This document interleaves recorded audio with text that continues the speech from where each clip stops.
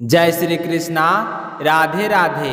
सभी माँ बहनों की हरियाली तीज के पावन पर्व की हार्दिक शुभकामनाएं। माँ गौरी और भगवान भोलेनाथ के आशीर्वाद से आपका अखंड सौभाग्य बना रहे, संतान सुख प्राप्त हो और जीवन की हर मनोकामनाएं को पूर्ण हो। आज हम श्रद्धा भाव से सुनेंगे तीज व्रत कथा। बहनों, इस कथा को पूरे मन से सुनना और व्रत करने वाली बहनों में इसे आपस में शेयर जरूर करना। कथा के अंत में जरूर लिखना, शिव गौरी माता की जय हो। पूर्व जन्म में देवी पार्वती का जन्म राजा दक्ष प्रजापति के घर हुआ था। उस समय उनका नाम था सती। राजा दक्ष अपनी पुत्री से बहुत प्रेम करते थे। समय आने पर जब विवाह की बात उठी तो राजा दक्ष चाहते थे कि सती का विवाह भगवान विष्णु से हो, लेकिन सती ने स्पष्ट कहा, मैं तो केवल भगवान शिव को ही अपना पति मान चुकी हूँ। राजा दक्ष को यह बात रुचिकर नहीं लगी, किंतु बेटी की जीत के आगे झुककर उन्होंने सती का विवाह भगवान भोलेनाथ से कर दिए। कुछ समय बाद देवताओं की सभा में राजा दक्ष पहुँचे। सभी देवता और ऋषि उन्हें प्रणाम करने लगे, परंतु भगवान शिव शांत भाव से अपने आसन पर बैठे रहे। यह देखकर राजा दक्ष को लगा कि उनका अपमान हुआ है। तभी से उनके हृदय में शिव जी के प्रति बैर और क्रोध भर गया। कालांतर में राजा दक्ष ने एक भव्य यज्ञ का आयोजन किया। उन्होंने सभी देवी देवताओं को आमंत्रित किया, किंतु जानबूझकर भगवान शिव और माता सती को आमंत्रित नहीं किया। सती ने जब आकाश में देवताओं को विमान उड़ते देखे तो शिव जी से पूछे कि स्वामी, ये सब कहाँ जा रहे हैं? भोलेनाथ ने बताया कि तुम्हारे पिता दक्ष ने यज्ञ किया है, पर उन्होंने हमें आमंत्रित नहीं किया है। यह सुनकर सती को गहरा आघात पहुँचा। उन्होंने शिव जी से आग्रह की कि चाहे बुलावा ना हो, लेकिन वे पिता के यज्ञ में अवश्य जाएगी। शिव जी ने समझाया कि देवी, बिना बुलाए जाना अपमान का कारण बनता है, परंतु सती अड़िग रही और अकेले ही यज्ञ में पहुंची। यज्ञ स्थल पर दक्ष ने सती के सामने भगवान शिव का उपहास किया।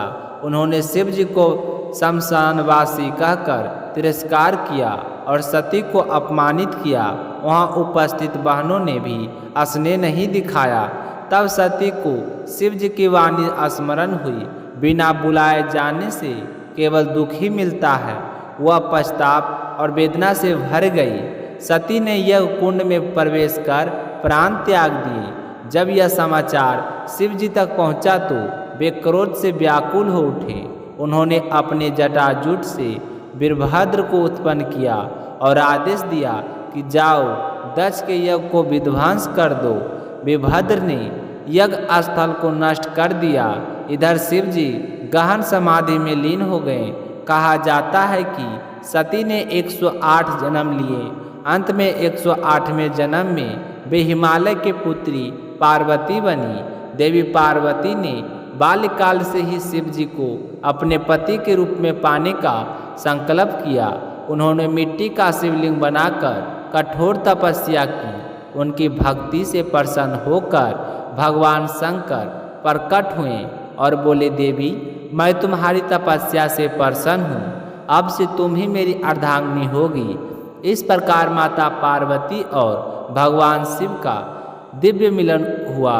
हर व्रत कथा के साथ गणेश जी की कथा सुनना आवश्यक है। प्राचीन समय में एक नगर में एक वृद्धा रहती थी।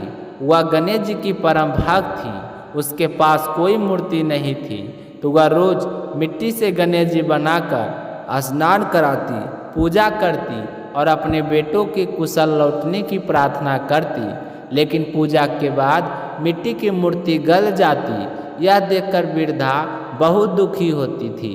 एक दिन उसने बगल में घर बन रहा था तो मिस्त्री से कहा कि मुझे पत्थर का गणेश बना दो, पर मिस्त्री ने उनका मजाक उड़ाया और मना कर दिया। तो बूढ़ी माँ ने अनजाने में कह दिया कि राम करे तुम्हारा काम कभी पूरा ना हो। तब से मिस्त्री की बनाई दीवार बार बार गिरने लगी।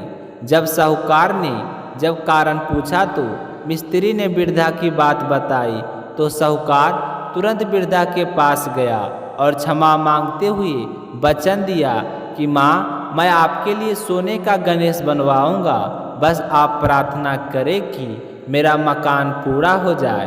तो बूढ़ी माँ ने उस साहूकार को आशीर्वाद दी और उसी क्षण दीवार पूरी तरह बन गई। साहूकार ने मकान बनते ही सबसे पहले बूढ़ी माँ को सम्मान पूर्वक बुलाया, वस्त्र और आभूषण दिए और सोने का गणेश जी उपहार में दिए। तो गणेश जी की कृपा से वृद्धा के बेटे भी प्रदेश से लौट आए। उनका विवाह हुआ और घर में सुख समृद्धि आ गई। अंत में वृद्धा आनंद से भरा जीवन बिताकर मोक्ष को प्राप्त हुई। जो भी भक्त श्रद्धा से इस कथा को सुनते हैं उनके सारे मनोरथ पूर्ण होते हैं। माता गौरी और भगवान शिव का आशीर्वाद सदैव उनके जीवन में बना रहता है। बोलिए पार्वती नंदन गणेश महाराज की जय हो। बोलिए शिव शंकर माता गौरी की जय हो।